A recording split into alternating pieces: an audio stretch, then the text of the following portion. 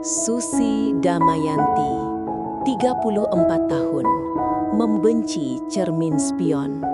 Bukan bendanya, tapi apa yang dipantulkannya. Selama 3 hari terakhir, cermin spion tengah di sedan mewah ini, yang seharusnya hanya memantulkan jalanan Jakarta yang macet, terasa seperti magnet. Dari kenyamanan kursi belakang, dari balik kacamata hitam mahalnya, Susi bisa menangkap dia, Bima, supir baru ayahnya. Di luar mobil, Susi adalah mesin. Pukul 8, dia adalah CEO Damayanti Corp, seorang janda muda yang mewarisi ketajaman bisnis ayahnya dan kekosongan hati dari almarhum suaminya. Dia memimpin rapat dewan direksi dengan efisiensi sedingin es. Dia menandatangani kontrak bernilai miliaran tanpa mengedipkan mata. Pakaiannya adalah baju zirah yang mahal. Senyumnya adalah alat negosiasi. Semua orang memanggilnya Bu Susi, kaku, tegas, tak tersentuh. Mereka tidak salah. Susi memang tak tersentuh. Pernikahannya dengan Arya adalah sebuah transaksi yang sopan, diatur oleh ayah Pak Hardiman untuk menggabungkan dua kerajaan bisnis. Arya pria yang baik, dia memberi Susi status, rumah mewah, dan percakapan yang membosankan tentang pasar saham saat makan malam. Gairah, itu kata yang hanya ada di novel picisan. Malam pernikahan mereka terasa seperti rapat penutupan akhir tahun. Formalitas selesai, target tercapai. Ketika Arya meninggal karena serangan jantung 2 tahun lalu, terlalu banyak stres, kata dokter, Susi lebih merasa seperti kehilangan rekan kerja senior daripada belahan jiwa. Dia berduka sesuai prosedur. 7 hari, 40 hari. 100 hari. Lalu dia kembali bekerja. Ranjang di apartemen mewahnya tetap dingin. Hidupnya hampa. Susi adalah mesin yang diminyaki dengan baik, berjalan sempurna, tapi tidak punya kehangatan. Dia sudah lupa rasanya diinginkan. Perjalanan dari rumah mewah ayahnya ke menara kantor Damayanti Corp seharusnya hanya memakan waktu 45 menit. Pagi itu rasanya seperti 45 tahun. Susi duduk kaku di kursi belakang. Tablet menyala di pangkuannya. Email tak terbaca menumpuk, tapi otaknya menolak memproses satu kata pun. Seluruh kesadarannya tersedot ke depan. Keheningan di dalam kabin sedan mewah itu terasa pekat, berisik. Satu-satunya suara adalah desingan halus AC dan deru ban di aspal. Susi benci ini. Dia benci merasa gugup. Dia melirik lagi ke cermin spion. Mata Bima fokus ke jalan.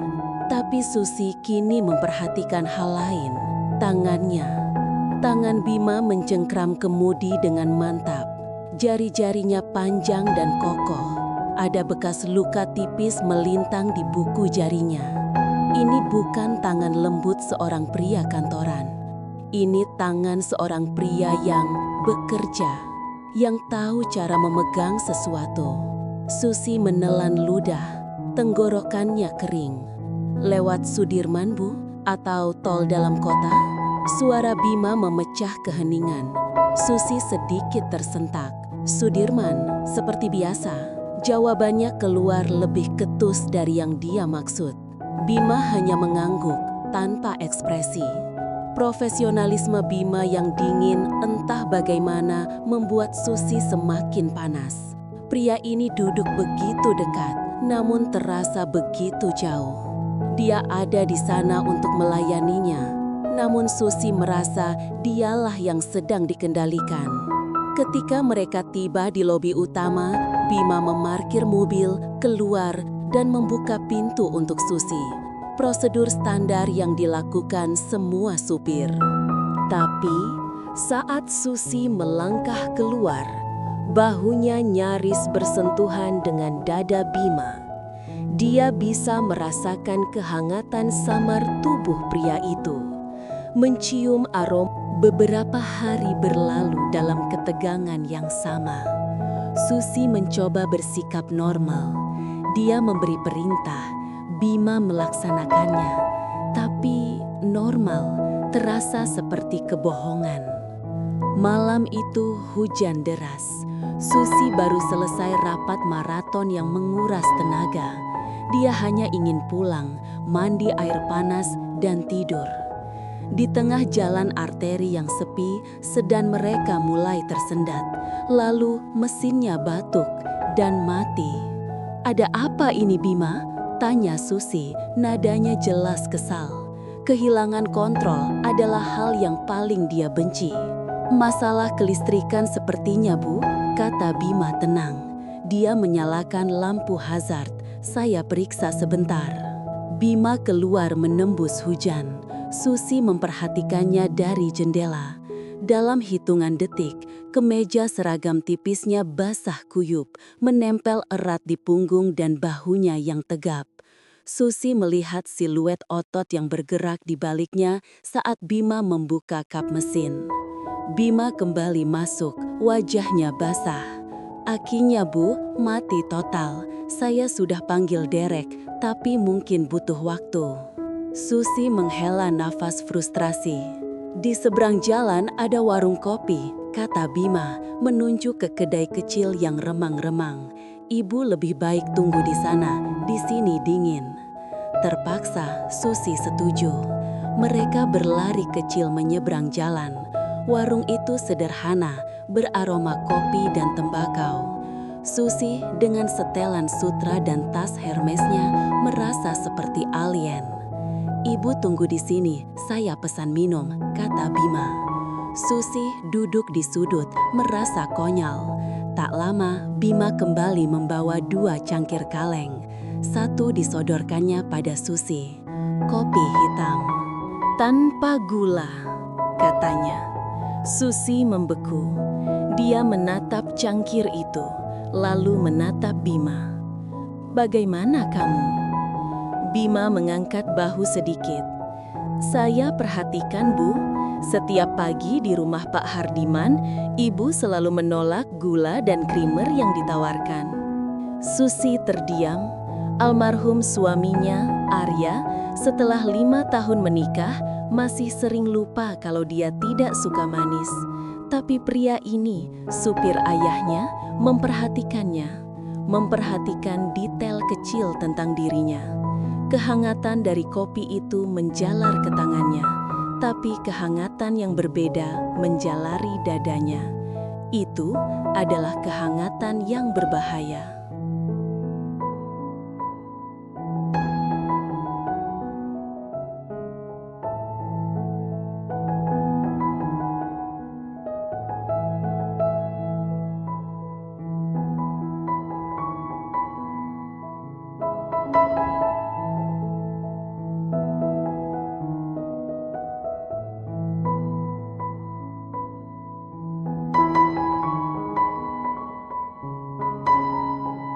Pekerjaan adalah benteng Susi. Di ruang rapat lantai 20, dia adalah ratu. Dia mengendalikan angka, strategi, dan lusinan manajer senior. Tapi hari itu, bentengnya retak. CFO-nya sedang mempresentasikan proyeksi laba kuartal keempat. Angka-angka menari di layar proyektor. Seharusnya Susi fokus. Kopi hitam, tanpa gula. Pikiran itu menyelinap masuk.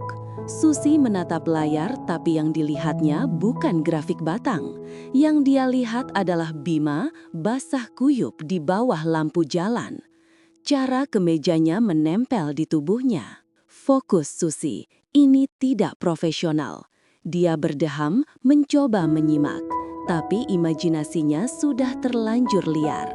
Sebuah fantasi yang mengejutkan, panas dan tajam melintas di benaknya. Dia membayangkan Bima bukan di warung kopi, tapi di sini, di ruang rapat yang dingin ini, mendorong semua kertas laporan ke lantai. Tangannya yang kokoh bukan memegang kemudi, tapi memegang pinggulnya, menatapnya dengan tatapan intens yang sama seperti di cermin spion. Fantasi itu begitu jelas, begitu bergairah, sehingga Susi merasakan desiran listrik di perutnya. Bu Susi, apakah kita setuju dengan angka ini? Susi tersentak, seluruh ruangan menatapnya, pipinya memanas. Ya, katanya cepat, suaranya sedikit serak. Ya, lanjutkan. Dia meraih gelas air mineralnya dengan tangan gemetar. Sialan, dia, Susi Damayanti, baru saja berfantasi liar tentang supir ayahnya di tengah rapat dewan direksi. Ini lebih dari sekedar bahaya, ini kehancuran.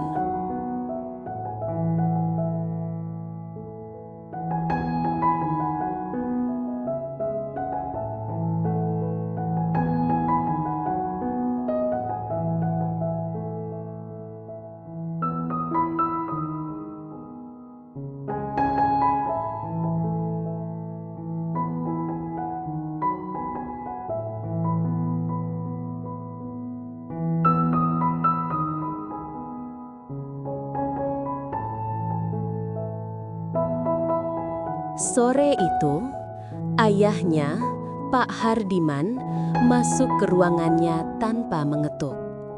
"Susi," katanya, suaranya berat dan penuh otoritas.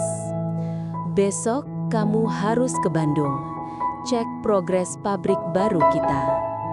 Susi mendongak dari tumpukan dokumen.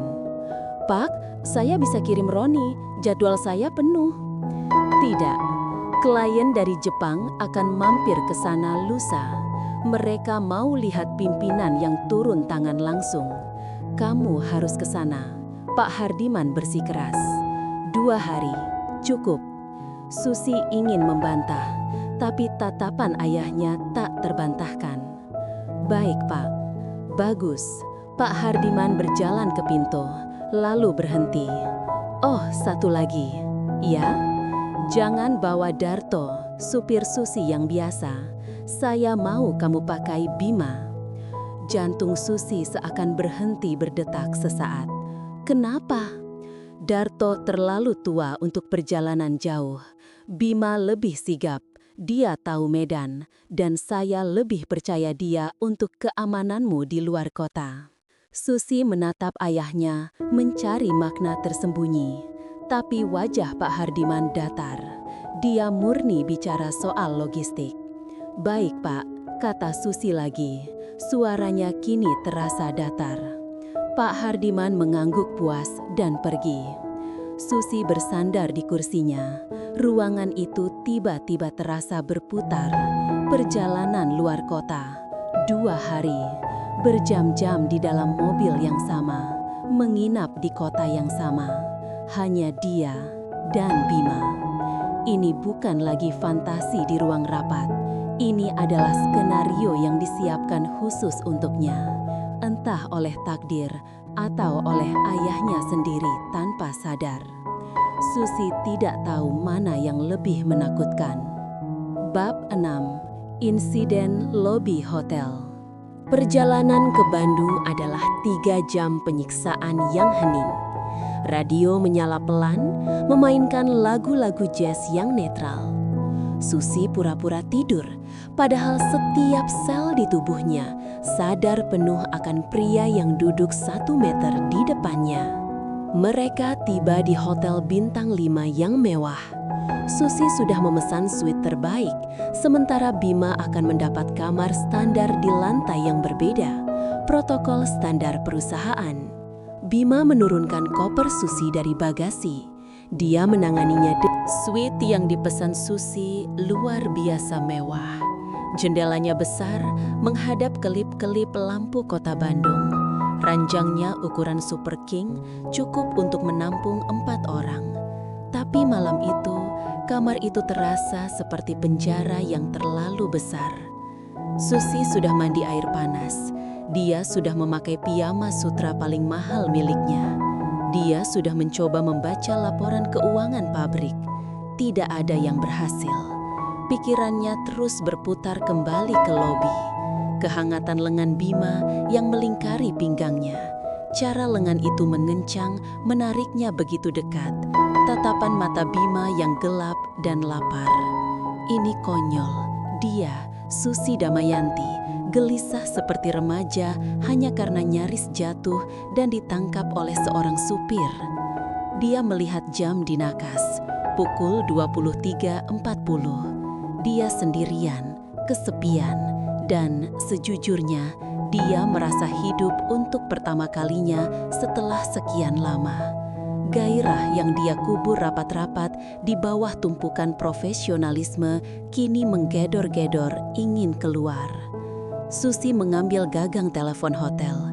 Dia tahu Bima ada di kamar 708, lantai staf, jauh di bawah penthouse miliknya. "Apa yang kamu lakukan, Susi?" Otaknya menjerit. Tidur, tapi tangannya sudah menekan tombol intercom ke kamar Bima. 1 dering, 2 dering. "Ya, halo?" Suara Bima terdengar serak. Jelas sekali dia sudah tidur. Suara serak bangun tidur itu, entah kenapa, mengirim getaran aneh ke tulang punggung Susi. Susi panik, dia tidak punya alasan untuk menelpon. "Bima, ini saya, Susi," katanya. Suaranya dipaksakan agar terdengar biasa saja. Ada jeda. "Ya, Bu Susi, ada masalah? Ibu baik-baik saja?" Nada Bima langsung berubah waspada. "Siap siaga." Saya. Susi mencari-cari alasan. Matanya tertuju pada botol air mineral di meja. "Saya kehabisan air mineral. Dan saya tidak tahu cara memesan ke room service." Bohong. Kebohongan paling bodoh yang pernah dia ucapkan. Seorang CEO tidak tahu cara menggunakan telepon hotel? Keheningan di seberang sana terasa berat. Susi yakin Bima tahu dia berbohong. "Baik, Bu." Akhirnya, suite yang dipesan Susi luar biasa mewah. Jendelanya besar, menghadap kelip-kelip lampu kota Bandung. Ranjangnya ukuran Super King, cukup untuk menampung 4 orang. Tapi malam itu, kamar itu terasa seperti penjara yang terlalu besar. Susi sudah mandi air panas. Dia sudah memakai piyama sutra paling mahal miliknya. Dia sudah mencoba membaca laporan keuangan pabrik. Tidak ada yang berhasil. Pikirannya terus berputar kembali ke lobi. Kehangatan lengan Bima yang melingkari pinggangnya. Cara lengan itu mengencang, menariknya begitu dekat. Tatapan mata Bima yang gelap dan lapar. Ini konyol. Dia, Susi Damayanti, gelisah seperti remaja hanya karena nyaris jatuh dan ditangkap oleh seorang supir. Dia melihat jam di nakas, pukul 23.40. Dia sendirian, kesepian, dan sejujurnya dia merasa hidup untuk pertama kalinya setelah sekian lama. Gairah yang dia kubur rapat-rapat di bawah tumpukan profesionalisme kini menggedor-gedor ingin keluar. Susi mengambil gagang telepon hotel. Dia tahu Bima ada di kamar 708, lantai staf, jauh di bawah penthouse miliknya. "Apa yang kamu lakukan, Susi?" Otaknya menjerit. Tidur, tapi tangannya sudah menekan tombol intercom ke kamar Bima. 1 dering, 2 dering. "Ya, halo?" Suara Bima terdengar serak. Jelas sekali dia sudah tidur. Suara serak bangun tidur itu, entah kenapa, mengirim getaran aneh ke tulang punggung Susi. Susi panik, dia tidak punya alasan untuk menelpon. "Bima, ini saya, Susi," katanya. Suaranya dipaksakan agar terdengar biasa saja. Ada jeda singkat. "Ya, Bu Susi, ada masalah? Ibu baik-baik saja?" Nada Bima langsung berubah waspada, siap siaga. Saya, Susi mencari-cari alasan. Matanya tertuju pada botol air mineral di meja. "Saya kehabisan air mineral, dan saya tidak tahu cara memesan ke room service." berbohong. Kebohongan paling bodoh yang pernah dia ucapkan. Seorang CEO tidak tahu cara menggunakan telepon hotel? Keheningan di seberang sana terasa berat. Susi yakin Bima tahu. "Baik, Bu." Akhirnya Bima menjawab. Nadanya datar. "Saya akan minta housekeeping mengirimkannya ke kamar Ibu." "Tidak," Susi menyela terlalu cepat. "Jangan, maksud saya, tidak usah merepotkan mereka. Tolong kamu saja yang antarkan." Keheningan lagi, kali ini lebih lama. Susi bisa merasakan Bima sedang menganalisis perintahnya. Perintah yang jelas-jelas melanggar batas.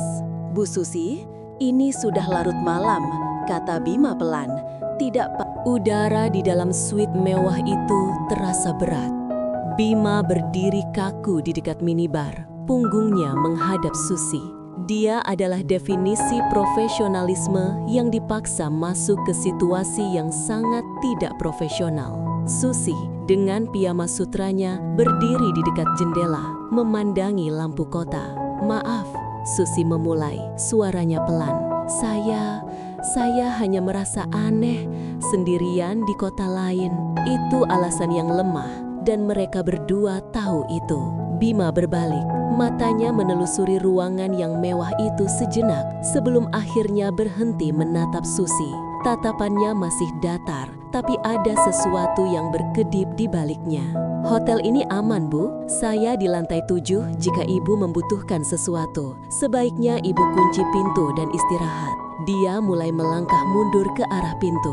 "Jangan panggil saya Ibu," kata Susi tiba-tiba. Langkah Bima terhenti. Di luar jam kerja, di luar mobil, saat hanya ada kita berdua. "Jangan panggil saya Ibu," ulang Susi, kini berbalik menghadap Bima. "Bu Susi," Bima mencoba memprotes. "Susi," potongnya.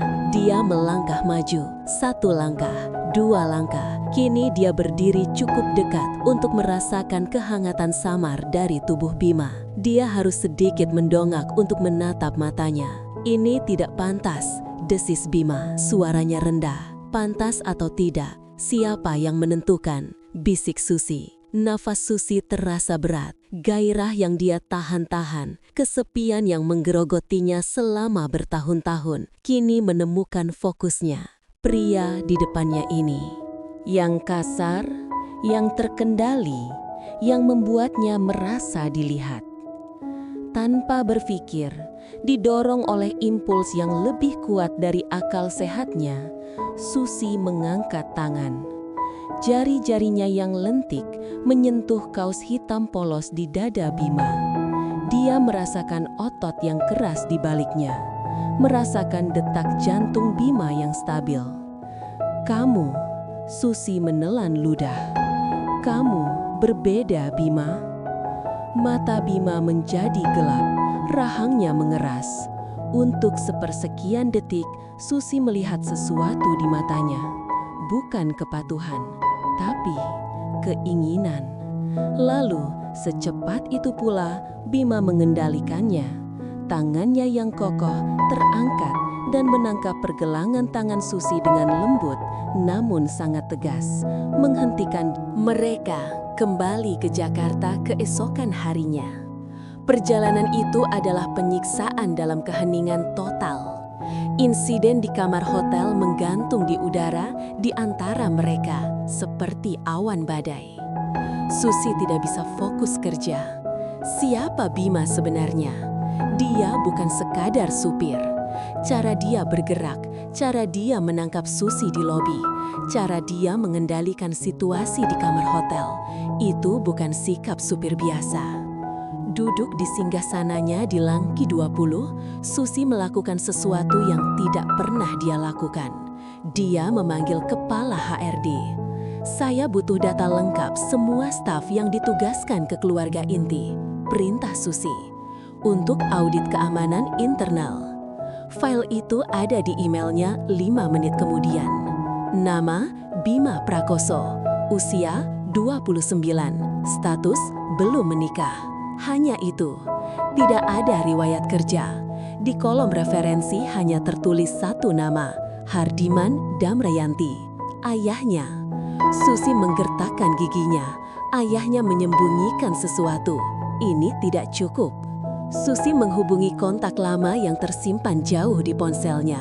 Seorang penyidik swasta yang biasa perusahaannya gunakan untuk melacak aset bodong. "Saya punya nama," kata Susi ke telepon. "Bima Prakoso, cari tahu segalanya. Mantan militer, pengawal. Saya mau tahu di mana dia lahir, apa yang dia makan untuk sarapan, dan kenapa dia berakhir jadi supir ayah saya." Jawabannya datang 24 jam kemudian, dan itu membuat Susi merinding. Bima Prakoso bukan sekadar supir, dia mantan anggota unit khusus. Catatan dinasnya brilian, tapi ditutup dengan pemberhentian tidak hormat karena insiden yang dirahasiakan, melibatkan pembelaan terhadap seorang wanita yang dilecehkan oleh atasannya. Dia terlatih, dia berbahaya, dan dia punya kode moral yang kaku. Susi menutup laptopnya, jantungnya berdebar. Pria yang mengemudikan mobilnya setiap hari bukanlah pria biasa. Dia adalah singa yang menyamar sebagai kucing rumahan. Dan Susi baru saja mencoba mengelusnya tadi malam. Fakta ini alih-alih membuatnya takut, justru membuat api di dalam dirinya semakin berkobar. Bab 10. Bisikan gosip punya kaki. Dan di Damayanti Corp, semua kaki gosip akhirnya mengarah ke satu ruangan, kantor Pak Hardiman. Dia tidak memanggil Susi ke kantor. Dia memanggil Susi ke ruang kerjanya di rumah, tempat di mana dia bukan lagi CEO, tapi hanya putrinya. Malam itu, Susi duduk di seberang meja mahoni ayahnya. Pak Hardiman tidak menatapnya. Dia menatap cangkir tehnya. "Pabrik di Bandung lancar?" tanyanya, membuka percakapan. "Lancar, Pak." "Bagus." Pak Hardiman menyesap tehnya. "Ayah dengar, ada omongan tidak sedap di kantor." Jantung Susi berhenti sejenak. "Omongan apa?" Pak Hardiman akhirnya mengangkat wajahnya. Matanya tajam, dingin seperti baja. "Tentang kamu dan Bima." Susi menegakkan punggungnya. "Itu konyol, dia supir." "Justru itu," desis ayahnya. "Dia supir, dan kamu Susi Damayanti, seorang janda tapi tetap seorang Damayanti. Ayah tidak menghabiskan 30 tahun membangun reputasi ini hanya untuk melihatnya jadi bahan tertawaan karyawan rendahan karena putri ayah tidak bisa mengendalikan imajinasinya." Susi merasa tertampar. "Saya tidak melakukan apa-apa." "Bagus," kata Pak Hardiman, nadanya mematikan. "Pertahankan seperti itu. Ayah menempatkan Bima di sisimu untuk melindungimu, bukan untuk jadi mainanmu." "Dia bukan mainan," bantah Susi, suaranya naik. "Kalau begitu, berhentilah menatapnya seolah-olah dia bisa jadi mainan," potong ayahnya. "Ingat posisimu, Susi, dan ingat posisi dia. Jangan buat ayah harus turun tangan." Ancaman itu jelas. Turun tangan berarti Bima akan lenyap dari kehidupan Susi detik itu juga. Alih-alih merasa takut, Susi justru merasa marah. Marah karena dianggap seperti anak kecil. Marah karena ayahnya menganggapnya lemah. Marah karena Bima dianggap rendah. Teguran ayahnya yang dimaksudkan untuk memadamkan api justru baru saja menyiramkan bensin ke dalamnya.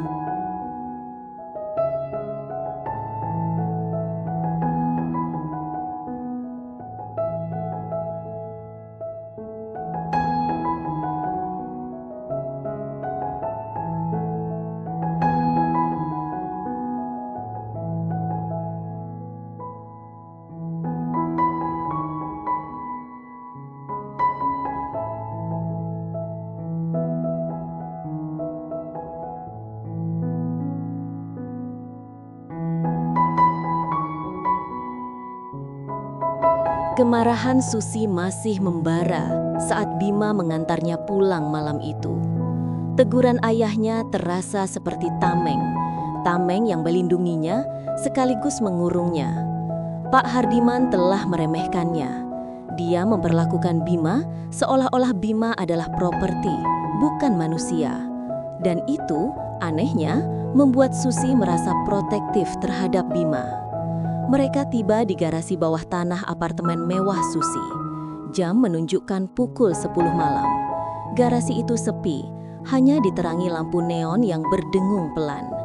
Bima mematikan mesin. Keheningan di dalam mobil terasa memekakkan. "Terima kasih," kata Susi datar, bersiap membuka pintunya sendiri. "Biar saya," potong Bima. Dia keluar, berjalan memutari mobil, dan membuka pintu belakang untuk Susi. Profesionalisme yang kaku, seolah percakapan di kamar hotel Bandung tidak pernah terjadi. Susi melangkah keluar. Udara garasi terasa dingin, beraroma beton dan bensin. Bima beralih ke kursi depan untuk mengambil tas kerja Susi. Dia berbalik untuk menyerahkannya. Disinilah, di bawah cahaya neon yang pucat, Susi memutuskan untuk melanggar aturan.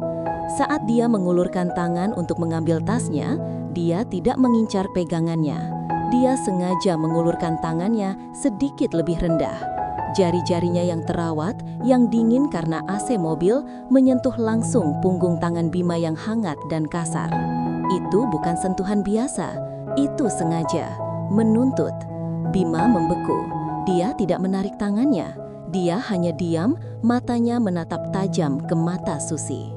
Dia bisa merasakan kelembutan kulit Susi di atas bekas lukanya. Mereka berdiri seperti itu selama 3 detik yang terasa seperti 1 jam. Tas kerja Susi menjadi jembatan canggung di antara mereka. "Bima," bisik Susi. Bukan nada perintah, bukan nada bertanya, hanya ada 1 hari dalam setahun yang Susi benci lebih dari rapat anggaran. Hari peringatan kematian Arya, almarhum suaminya. Pagi itu dia tidak ke kantor. Makam, hanya itu perintahnya pada Bima. Dia berdiri di depan batu nisan yang terawat rapi itu. Angin meniup pelan rambutnya. Susi menatap nama yang terukir di marmer. Dia mencoba merasakan kesedihan, tapi yang dia rasakan seperti tahun-tahun sebelumnya, hanyalah kehampaan. Rasa bersalah karena tidak merasa cukup berduka. Bima menunggu di mobil, menjaga jarak, memberinya privasi. Tapi hari itu berbeda. Teguran ayahnya, ketegangan dengan Bima, kesepiannya, semua bercampur aduk. Tembok es yang dia bangun dengan susah payah mulai retak. Bahu Susi mulai bergetar. Dia tidak menangisi Arya, dia menangisi kehidupannya sendiri. Menangisi kehidupannya yang dingin, pernikahannya yang hampa, dan gairah terlarang yang kini membakarnya. Dia menutupi wajahnya dan terisak. Di dalam mobil, Bima mengumpat pelan. Protokol mengatakan dia harus tetap di dalam. Tapu telinganya yang terlatih dari unit khusus bisa mendengar isak tangis yang tertahan itu. Dia melanggar protokol. Bima keluar dari mobil, berjalan pelan menghampiri Susi dari belakang. Dia tidak mengatakan apa-apa. Dia hanya berdiri di sana, solid seperti batu. Susi merasakan kehadirannya. Dia buru-buru menyeka air matanya, merasa malu. Saya baik-baik saja." Bima tidak menjawab. Dia hanya mengulurkan sapu tangan katun putir bersih yang terlipat rapi. Susi ragu, lalu menerimanya. Saat itulah Bima melakukan sesuatu yang lebih melanggar batas. Dia meletakkan tangannya yang kokoh di bahu Susi. Bukan sentuhan sensual, tapi sentuhan yang menenangkan. "Semua akan baik-baik saja," katanya.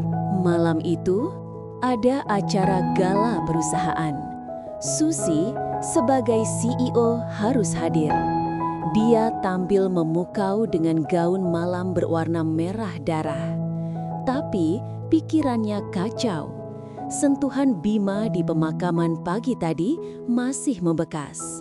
Dia melakukan sesuatu yang jarang dia lakukan. Dia minum, bukan 1 gelas wine, tapi 3, 4, lalu champagne. Dia sengaja melakukannya. Dia ingin mematikan otak Bu Susi yang selalu mengontrol. Dia ingin membebaskan Susi yang ada di dalamnya. Pukul 1 dini hari, acara selesai. Susi mabuk. Tidak hanya pusing, tapi benar-benar mabuk. Dia berjalan terhuyung-huyung dan Bima harus bergegas menangkapnya sebelum dia jatuh di depan para klien. "Kita pulang," desis Bima, nadanya tegas. Dia praktis setengah memapah Susi ke mobil. Perjalanan pulang adalah kabur. Susi terkikik di kursi belakang, lalu menangis, lalu tertidur. Masalahnya adalah di lobi apartemen. Susi tidak bisa berdiri sendiri. Bima terpaksa melingkarkan lengannya erat-erat di pinggang Susi, menahan sebagian besar berat badannya, sementara tangan Susi melingkar di leher Bima. "Kuncinya," racau Susi, "di tasku." Bima membawanya ke depan pintu penthouse-nya. Dengan Susi yang bersandar sepenuhnya di dadanya, Bima merogoh tas Hermes Susi mencari keycard. Dia bisa merasakan napas Susi yang beraroma wine di lehernya. Dia bisa merasakan kelembutan tubuh Susi yang menekan tubuhnya. Kontrol dirinya diuji sampai batas terakhir. Dia berhasil membuka pintu. Dia memapah Susi ke sofa besar di ruang tamu. "Saya ambilkan air," kata Bima, suaranya serak. "Jangan pergi." Susi menarik ke mejanya. Matanya yang berkaca-kaca menatap Bima. Dia sudah tidak mabuk, tapi dia juga tidak sadar. Dia ada di antara keduanya. "Saya tidak akan pergi," kata Bima pelan. Bab 15, ciuman pertama.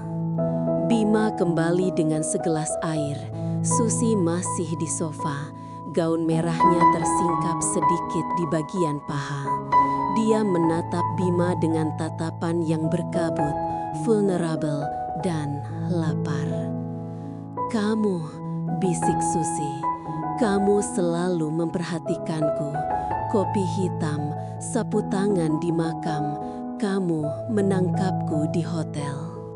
"Hanya tugas saya," kata Bima kaku, menyodorkan air. Susi tidak mengambil air itu. Dia malah menarik tangan Bima yang menyodorkan gelas.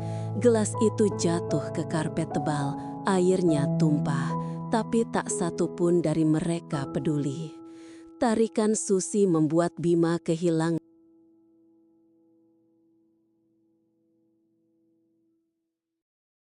Susi terbangun di ranjangnya.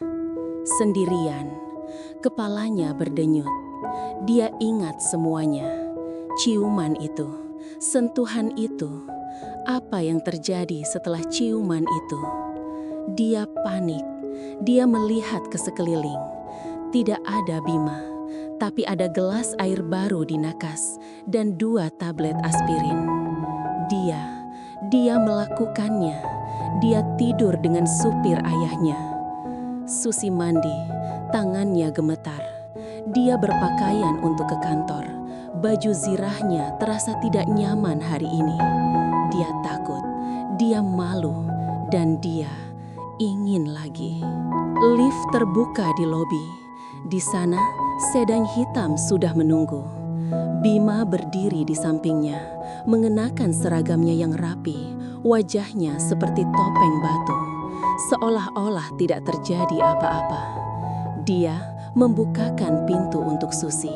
Perjalanan ke kantor adalah 45 menit penyiksaan paling intens dalam hidup Susi. Keheningan itu 100 kali lebih berat daripada sebelumnya. Susi memberanikan diri melirik ke cermin spion, Mata Bima sudah menunggunya di sana. Tatapan itu bukan lagi tatapan supir. Itu adalah tatapan seorang kekasih. Tatapan yang tahu rahasia terdalamnya. Tatapan yang mengingat setiap detail malam tadi. Sebelum Susi turun di lobi kantor, dia akhirnya bicara. Bima, suaranya gemetar. Tadi hubungan rahasia mereka dimulai. Itu adalah permainan kucing dan tikus yang memabukkan. Mereka tidak bisa bersama secara normal, jadi mereka mencuri momen. Setiap momen penuh risiko dan adrenalin. Momen 1, lift service. Susi sengaja tertinggal rapat dan menyelinap ke lift service, tahu Bima akan menunggunya di sana. Begitu pintu tertutup, Bima langsung menekannya ke dinding baja. Ciuman mereka cepat, panas, dan putus asa. "Kamu gila," bisik Bima di sela-sela ciuman. "Kamu yang membuatku gila," balas Susi. Pintu terbuka di basement. Mereka berjalan keluar terpisah 5 langkah, seolah-olah orang asing. Momen 2, garasi. Saat mengantarnya pulang, di garasi yang sepi, Bima mematikan mesin. Dia tidak keluar untuk membukakan pintu. Dia hanya menatap Susi dari cermin spion. Susi mengerti. Dia membuka pintu pemisah antara penumpang dan supir. Melintasi batas itu, dia pindah ke kursi depan. Mereka tidak peduli dengan CCTV. Mereka hanya butuh 5 menit. Momen 3, telepon. Panggilan telepon larut malam. "Kamu di mana?" tanya Susi. "Di pos jaga apartemenmu." "Naik." "Tidak bisa, Susi. Ada satpam." "Aku tidak peduli. Naik sekarang." Setiap pertemuan adalah api kecil. Dan mereka berdua tahu api kecil yang terlalu sering dinyalakan pada akhirnya akan membakar seluruh rumah.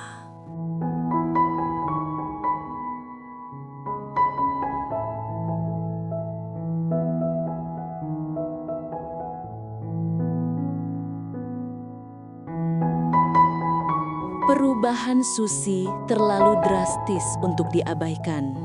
Ratu S itu telah mencair. Karyawan di kantor Damayanti Corp rumihatnya. Dulu, Susi berjalan di koridor seperti tank, fokus, lurus, dan dingin. Sekarang, ada senyum tipis yang sering tersungging di bibirnya saat dia membaca pesan di ponselnya. Dia juga menjadi lebih. Bu Susi, Rina, sekretarisnya, harus memanggilnya 3 kali dalam satu rapat. "Proyeksi anggaran, Bu?" "Ah iya, maaf." Susi tersentak, buru-buru mematikan layar ponselnya. Pipinya sedikit merona. Perubahan ini tidak luput dari mata elang Pak Hardiman. Mereka sedang makan malam keluarga di rumah utama.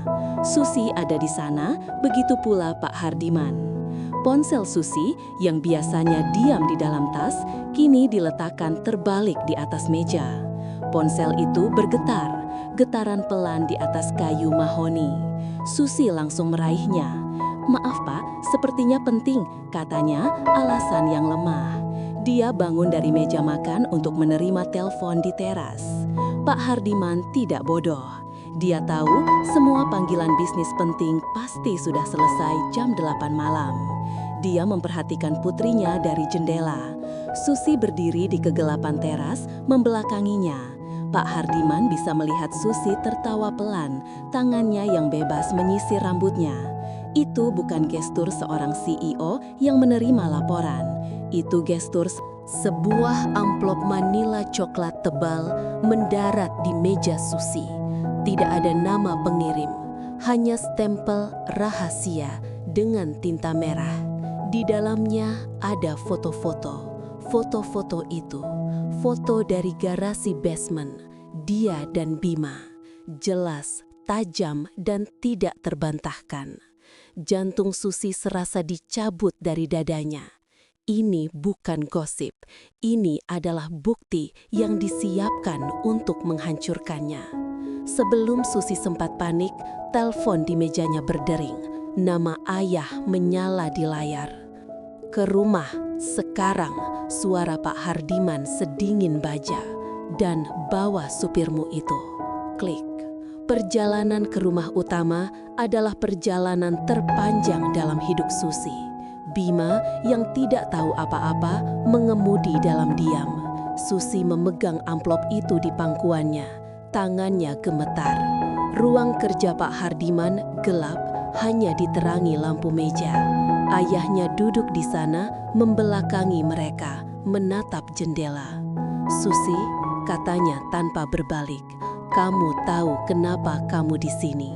"Ayah," saya tanya Bima. "Bima, apa tugasmu?" Bima berdiri kaku di dekat pintu, menjawab, "Melindungi Bu Susi, Pak. Melindungi." Pak Hardiman berputar di kursinya. Wajahnya adalah topeng amarah yang terkendali, bukan menghancurkannya. Dia membanting tablet ke atas meja. Layarnya menyala, menampilkan foto yang sama dengan yang dipegang Susi, foto ciuman di garasi. Wajah Bima mengeras, dia melirik ke Susi, lalu kembali ke Pak Hardiman. Susi benar-benar terkurung. Dia dikawal kembali ke kamar masa kecilnya di rumah utama. Ponselnya diambil. Dia adalah tahanan di istananya sendiri. Sementara itu, Bima digiring ke pavilion staf oleh 2 penjaga keamanan. "Bereskan barangmu. Kamu punya 10 menit." Bima tidak punya banyak barang. 1 tas ransel berisi pakaian dan sebuah kotak kecil berisi barang-barang peninggalan dinasnya. Dia mengemas dalam diam. Dia tahu ini akan terjadi. Pria seperti dia dan wanita seperti Susi itu adalah api dan bensin. Ledakan hanya masalah waktu. Di kamarnya, Susi mondar-mandir seperti singa betina yang terluka. Ayahnya telah meremehkannya seumur hidupnya, menganggapnya sebagai pion, aset, penerus, tapi tidak pernah sebagai wanita yang punya hati. Dia melihat ke cermin. Dia melihat Bu Susi, CEO yang dingin. Tapi di baliknya, dia melihat Susi yang menangis di makam. Susi yang tertawa di lift service.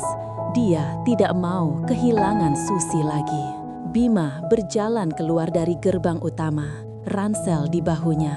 Dia tidak punya tujuan, dia hanya berjalan. Tiba-tiba, sebuah taksi berhenti mendadak di sampingnya.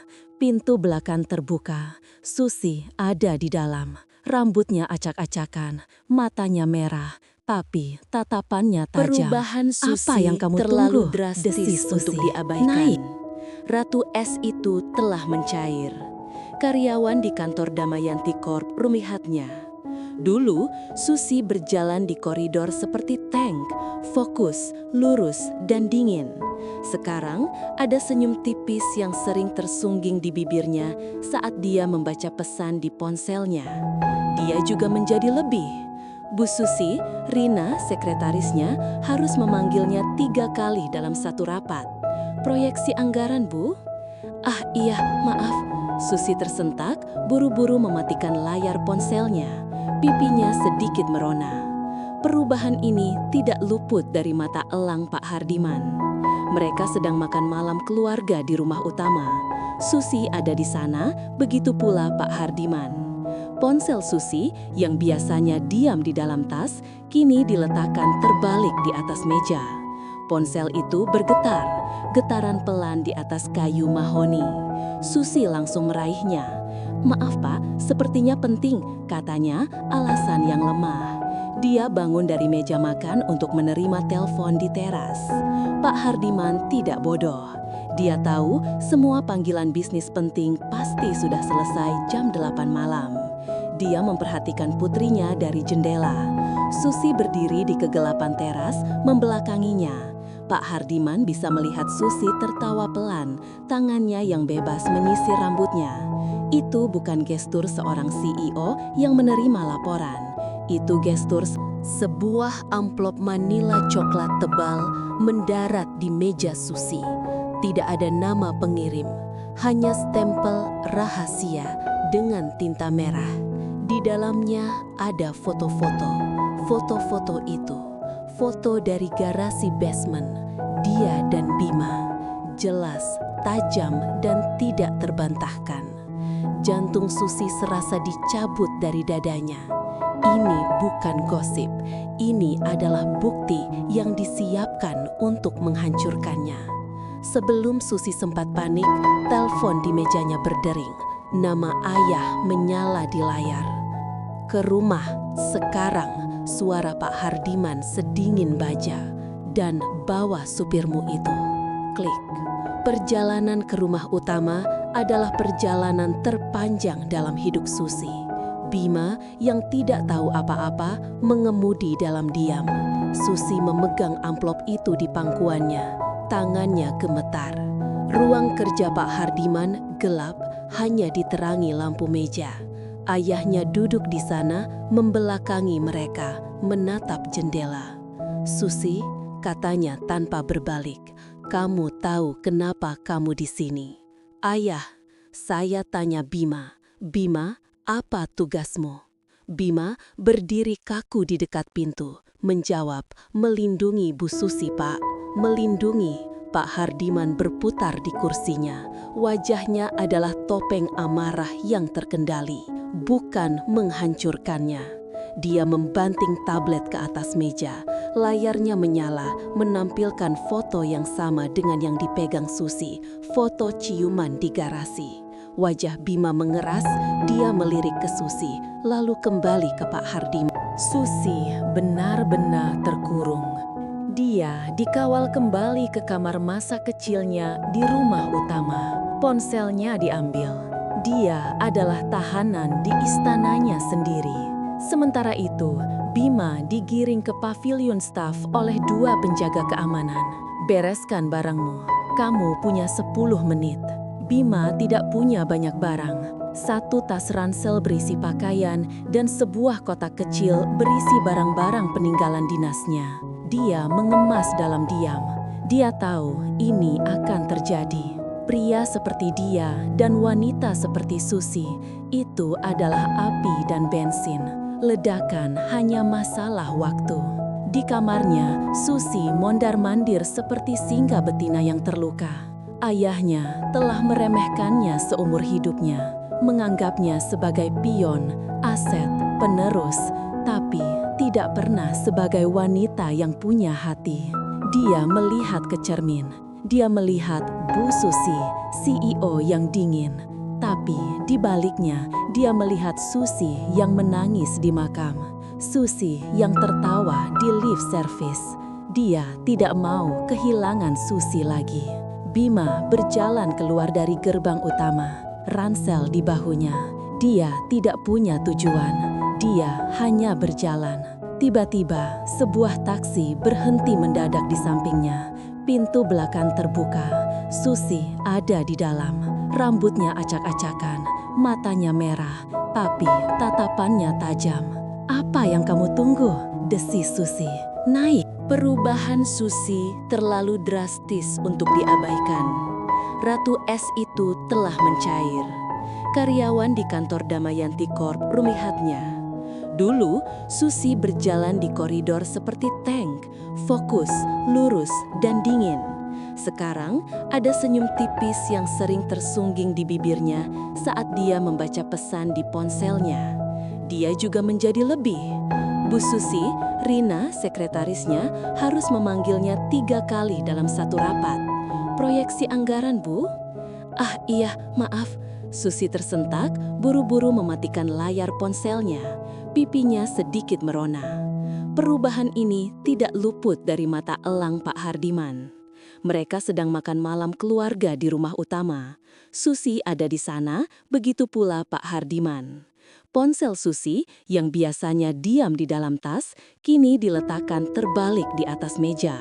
Ponsel itu bergetar, getaran pelan di atas kayu mahoni. Susi langsung meraihnya. "Maaf Pak, sepertinya penting," katanya alasan yang lemah. Dia bangun dari meja makan untuk menerima telepon di teras. Pak Hardiman tidak bodoh. Dia tahu semua panggilan bisnis penting pasti sudah selesai jam 8 malam. Dia memperhatikan putrinya dari jendela. Susi berdiri di kegelapan teras membelakanginya. Pak Hardiman bisa melihat Susi tertawa pelan, tangannya yang bebas menyisir rambutnya. Itu bukan gestur seorang CEO yang menerima laporan. Itu gestur Sebuah amplop manila coklat tebal mendarat di meja Susi. Tidak ada nama pengirim, hanya stempel rahasia dengan tinta merah. Di dalamnya ada foto-foto. Foto-foto itu, foto dari garasi basement, dia dan Bima. Jelas, tajam, dan tidak terbantahkan. Jantung Susi serasa dicabut dari dadanya. Ini bukan gosip, ini adalah bukti yang disiapkan untuk menghancurkannya. Sebelum Susi sempat panik, telepon di mejanya berdering. Nama ayah menyala di layar. "Ke rumah, sekarang," suara Pak Hardiman sedingin baja. "Dan bawa supirmu itu." Klik. Perjalanan ke rumah utama adalah perjalanan terpanjang dalam hidup Susi. Bima yang tidak tahu apa-apa mengemudi dalam diam. Susi memegang amplop itu di pangkuannya. Tangannya gemetar. Ruang kerja Pak Hardiman gelap, hanya diterangi lampu meja. Ayahnya duduk di sana membelakangi mereka, menatap jendela. "Susi," katanya tanpa berbalik, "kamu tahu kenapa kamu di sini?" "Ayah," saya tanya Bima. "Bima, apa tugasmu?" Bima berdiri kaku di dekat pintu, menjawab, "Melindungi Bu Susi, Pak. Melindungi." Pak Hardiman berputar di kursinya. Wajahnya adalah topeng amarah yang terkendali, bukan menghancurkannya. Dia membanting tablet ke atas meja. Layarnya menyala, menampilkan foto yang sama dengan yang dipegang Susi, foto ciuman di garasi. Wajah Bima mengeras, dia melirik ke Susi, lalu kembali ke Pak Hardiman. Susi benar-benar terkurung. Dia dikawal kembali ke kamar masa kecilnya di rumah utama. Ponselnya diambil. Dia adalah tahanan di istananya sendiri. Sementara itu, Bima digiring ke pavilion staf oleh 2 penjaga keamanan. "Bereskan barangmu. Kamu punya 10 menit." Bima tidak punya banyak barang. 1 tas ransel berisi pakaian dan sebuah kotak kecil berisi barang-barang peninggalan dinasnya. Dia mengemas dalam diam. Dia tahu ini akan terjadi. Pria seperti dia dan wanita seperti Susi itu adalah api dan bensin. Ledakan hanya masalah waktu. Di kamarnya, Susi mondar-mandir seperti singa betina yang terluka. Ayahnya telah meremehkannya seumur hidupnya, menganggapnya sebagai pion, aset, penerus, tapi tidak pernah sebagai wanita yang punya hati. Dia melihat ke cermin. Dia melihat Bu Susi, CEO yang dingin. Tapi di baliknya, dia melihat Susi yang menangis di makam. Susi yang tertawa di lift service. Dia tidak mau kehilangan Susi lagi. Bima berjalan keluar dari gerbang utama, ransel di bahunya. Dia tidak punya tujuan. Dia hanya berjalan. Tiba-tiba, sebuah taksi berhenti mendadak di sampingnya. Pintu belakang terbuka. Susi ada di dalam. Rambutnya acak-acakan, matanya merah, tapi tatapannya tajam. "Apa yang kamu tunggu?" desis Susi. "Naik."